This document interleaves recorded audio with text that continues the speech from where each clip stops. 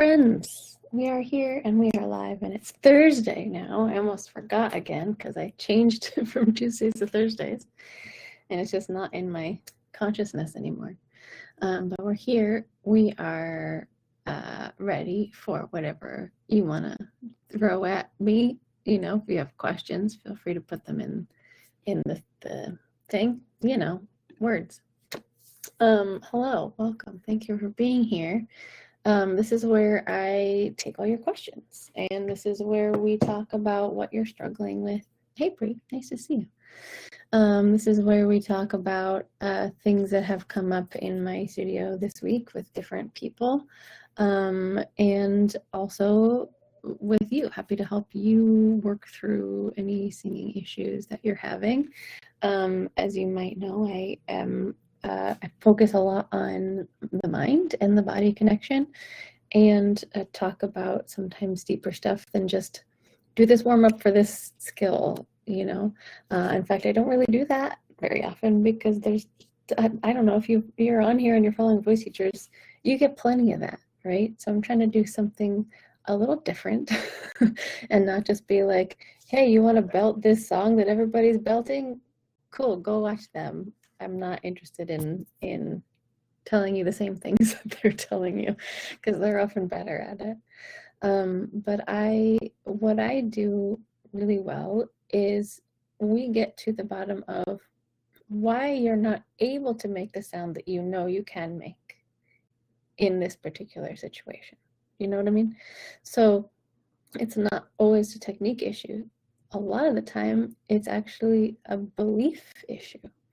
Belief in your capabilities, belief in what you trust yourself to do. A lot of I did a couple weeks ago, I did a whole live about trusting yourself, which is so much of the issue for most of the time. So speaking of that, that's a great question. Do you have a good visual that we can use to hit and sustain our high notes?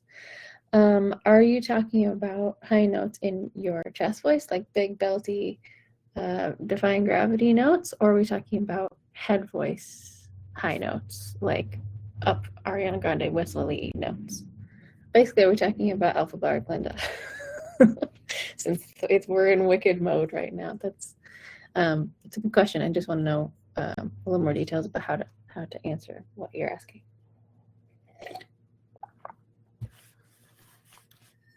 You are talking about head voice. Yes? If we're talking about head voice, we are, the thing that I would say for visual that helps a lot of people, number one, cartoon characters help a lot. So like getting into like a Mickey Mouse voice if you're not used to your head voice. But if we're talking about like super, super high notes, that's too basic. So when we're talking about super high notes, a lot of the time what I experience with people that come in, they're struggling with their high notes because there's just a lot of lack of a trust in your ability to sustain them, right? Or to even hit them in the first place, because they're high notes. They're these big built up things that we put on a pedestal, you know?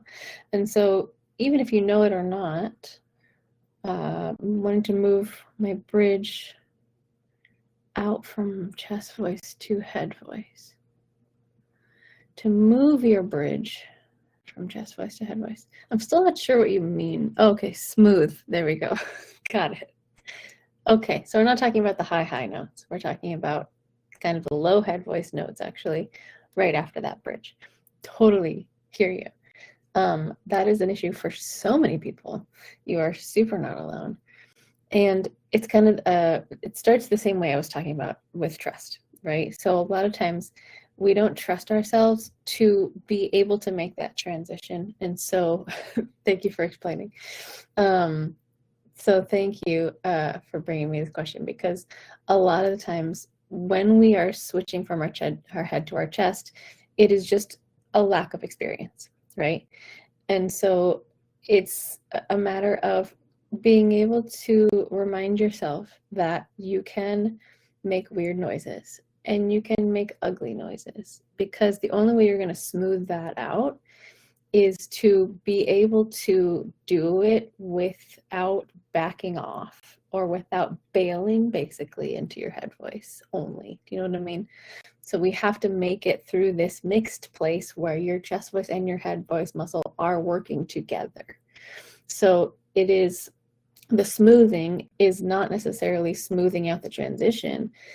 I think of it as just like a point where they hang out together, right? They're besties instead of fighting each other, which is what they usually do when we don't have a lot of experience in working them together.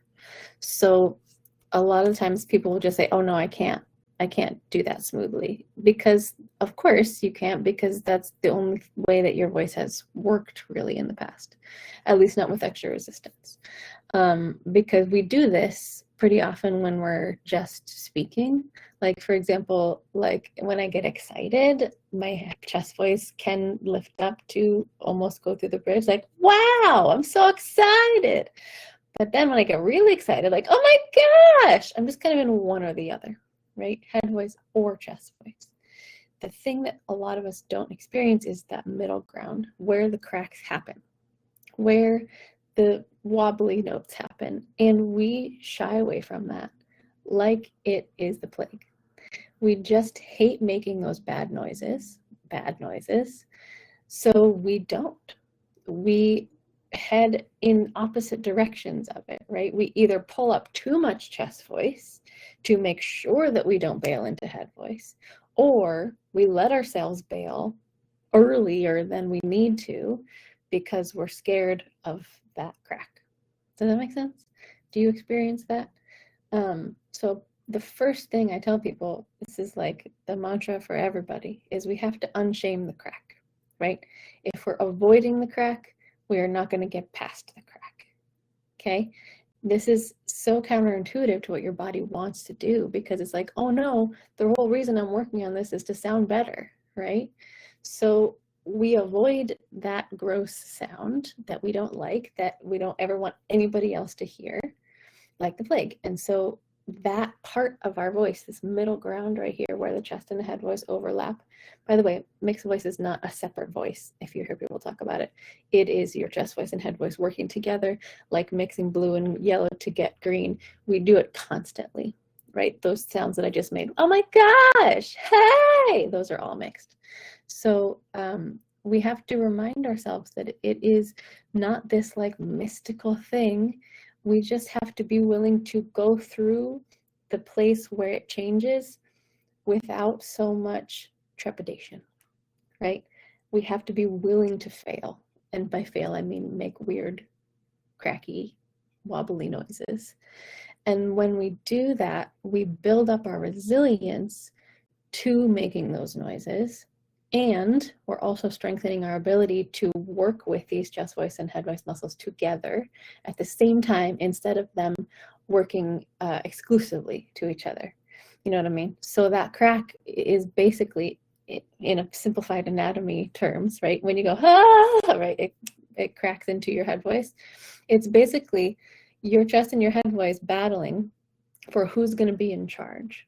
And when you take that chest voice up too high so that it can't handle all that weight on its own, your body takes over and it's like, hey, let me help you. I know who can handle this, the head voice, right? I'm going to take over for you so you don't hurt yourself trying to bring all that weight up into your head voice, right?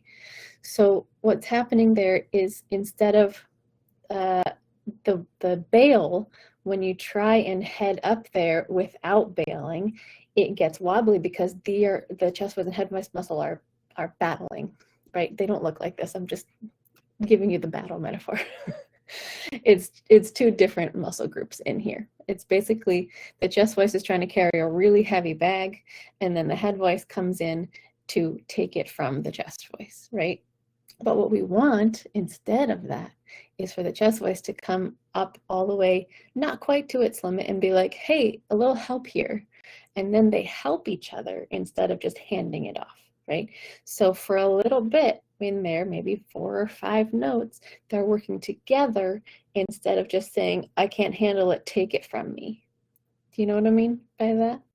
So that first, when they're working on learning the handoff, learning the ability to work together, they're not going to know how to do that, right? They're so used to being opposites and only working solo that they don't compromise well, just like a kid, right? You have to teach them to share. So you have to be willing for there to be a little shakiness, you know? And so when you're learning to smooth out this transition, it's going to be a little like tug of war at first, which is exactly what's happening. The head voice muscle is trying to come in and help, but the chest voice muscle is like, I don't know how to share with you, so I'm just going to let go. And that is something that you can work on and you can change over time. You can say, okay, my goal is to not let go of this chest voice muscle, even if I feel a wobble coming on, even if a wobble actually comes out, I'm going to actually hang out inside of that wobble, which feels terrible if you're a perfectionist. It feels gross. You're not going to like it. I'm sorry. But this is the way through. You have to sit in this gross part before you get past that.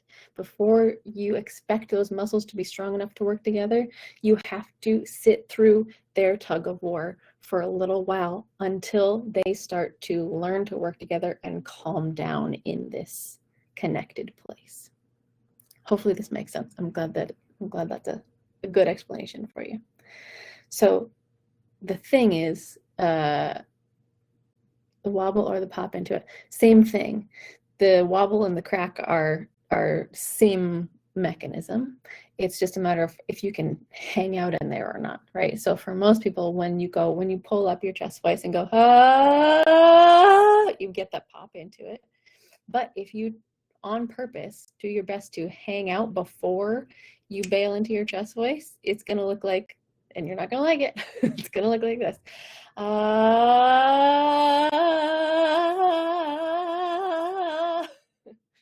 Right? I hate doing that even now. But it is basically, you're going back and forth and making teeny little movements between head and chest and head and chest and head and chest voice muscle. Who is taking control, right? But eventually the goal is to not let any one of them take control and be okay sitting in the place where they are firing at the same time. And that takes practice and sitting in that weird ass sound for a while. It took me a long time to be able to mix because I was such a perfectionist and I hated sounding bad. Even when I was just practicing in the car on my own, you know? Yeah, totally. It's not good. So that's the part that you have to train yourself to be resilient around. You have to trust yourself to hang out in that mucky, gross place where it feels like you're on a tightrope and you're going to fall either way at any moment. That's where you build the strength to balance, right?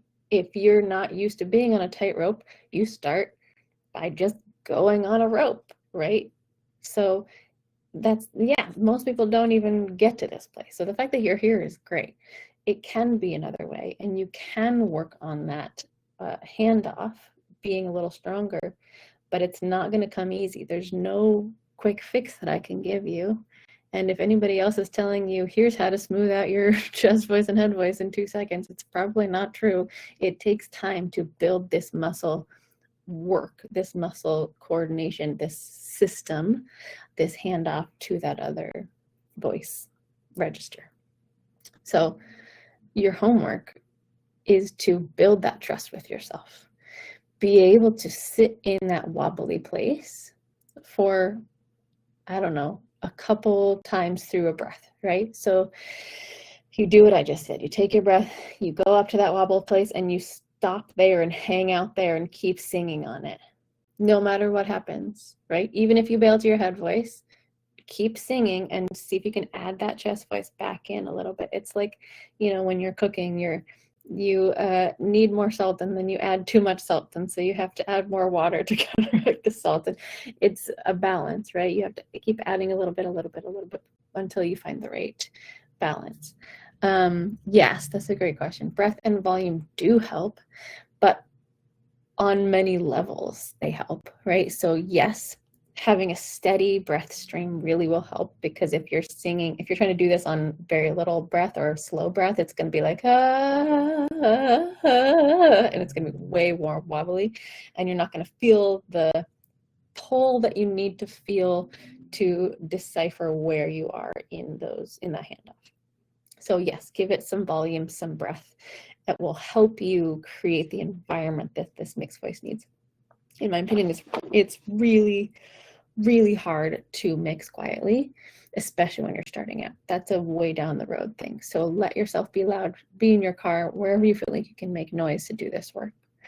The other level that this is on is when you add power and volume through a note, your body responds with letting go of all the extra stuff that doesn't need to help make that sound happen, right? So a lot of times when we work with breath with people, if they're trying to get to the end of a phrase and they're running out of breath, guess what takes over? Because your brain's directing your voice to just keep making that sound. So your body's like, oh, got it, whatever it takes. Breath is gone. I'm going to recruit these external vocal muscles, even though I know it's not a good idea, right? So this is the ability to give yourself the fuel that you need to make this happen, so that the backup generator doesn't kick in, because this is not a sustainable or a terribly healthy way to make sound long term. This is where a lot of people start to feel like they're straining or they're pulling, or they get like tension back here in the back of their throat a little bit, because we're overworking the power mechanism from this place, which is just supposed to be the steering wheel, right? So fuel is your gas pedal, and we're talking about low abs and obliques here. This is steering wheel. So let your steering wheel be, right? You're just telling your voice to change the notes here, not to give the power here. Does that make sense? And by doing this, we start to build trust with ourselves, because we're giving it the fuel it needs instead of forcing it to go on the backup generator to make a note happen that might not work out well if it doesn't have the fuel that you need. So it's all about trust, and it's all about sitting in the muck and sitting in that weird middle place that you're not going to like, but do it in your car every day for a couple months, and I promise you'll start to feel and notice that strengthening happen, where your chest voice and your head voice finally become besties and they work together, and then you can smooth it out instead of just asking it to do the impossible things it's never experienced, right? It's like asking a kid to ride a bike that has only ridden a scooter. You know, it doesn't, the muscles don't click unless you put them on the bike with the training wheels and then eventually take the training wheels off. And this is what you're doing with your voice. Helpful? I had a couple of vocal coaches, and yes, they were mostly in Colorado, but I've learned a lot from people here too. When I was in musicals and stuff, like the music directors of those shows have helped me too. And I've just learned a lot from watching internet vocal coaches, because, you know, it's so handy to have the whole internet at your disposal. A couple of people that I really like are Maddie Tarbox. I would follow her for more evidence-based technique stuff. You'll see people that I share their posts all the time, follow all of them, because I don't just follow and repost people that are just saying the same thing over and over again. Start slow, exactly. And for the nervous system stuff, I talk about her all the time, but Muscle Music, who's Ruby Rose Fox, it's Muscle Music _. A lot of this nervous system stuff I learned from her. She also has a book called Super Play. It's under a bunch of stuff right now, so I'm not going to pull it out. Highly recommend her, because, like I said, it's not all just technique stuff. So much of this stuff is the underneath things, the belief stuff, the can I do it, the am I willing to sit in the imperfection, am I willing to make gross sounds, and if so, if not, why not, right? The gremlin stuff that I talk about all the time, the fight or flight feelings, right? This stuff is very present in this same conversation. So many people don't allow themselves to sit in that wobbly place because that sound, for whatever reason, if you had somebody in your past be like, ew, that's gross sound, don't do that. You know, you had a choir teacher once that was like, you're not good at singing because you wobbled that one time. That stuff builds up and sticks in your body. It sticks in your nervous system. And there's a fear there, a very valid fear and viable. So we have to remind ourselves that we are working with a canvas that is has experienced a lot of things. And sometimes we have to remind it that it's safe in order to move forward. We can't just say, why aren't you doing the thing I tell you to do? Yeah, of course, it'll live on my page, and I put them all on YouTube. Also, oh no, I shouldn't have said the name of another platform. No, I was in Fort Collins, Donna, so I took with some very small voice teachers. One of them is not terribly a voice teacher. She's kind of all around music teacher. Her name is Saja Butler in Fort Collins, and she owns Urban Monk Studios. She's amazing. But yes, all of this stuff, take it, run with it, rewatch it a bunch of times. But the thing that I need you to know is if you're having that reaction to this wobbly sound and you're not able to just hang out there, talk to your body. Something is up. You need to remind your body that you are safe in whatever way you can. Plank, push-ups, squats. Do something about the perceived threat. Muscle engagement is really helpful. But then also just remind yourself, like, hey, this is not your fault, body. This reaction is not your fault. I can't control the first reaction, but I can control what I do after that. And how I build my trust with myself is stepping into the hard places, the gross sounds and the weird things, and hang out there until the weirdness is gone. And then you will have grown, and you will have expanded your comfort zone and be able to do so many new things that you never expected before because you were willing to do one little hard thing past what you felt was comfortable. And then things change. Helpful? I'm so glad. Thank you for hanging out, Gloria and Donna and whoever else is here. I appreciate you so much.